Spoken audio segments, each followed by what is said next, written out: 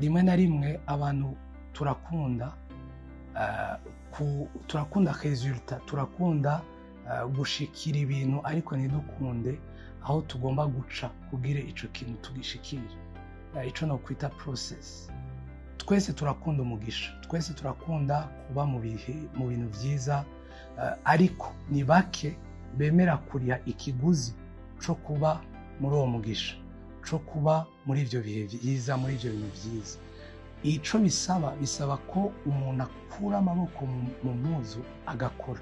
Bisaba ko wemera ukariha ikiguzi, niba ari ukuvyuka kare, niba ari ukwiyugarana ukiga, niba ari gufata akanya ugakora ivyo uwundi atari karakora, ukiyungura ubwenge, akayashuha bize uyu munsi, ejo uzoba wicaye utekanye kubera ko wemeye kuriha ikiguzi uyu munsi.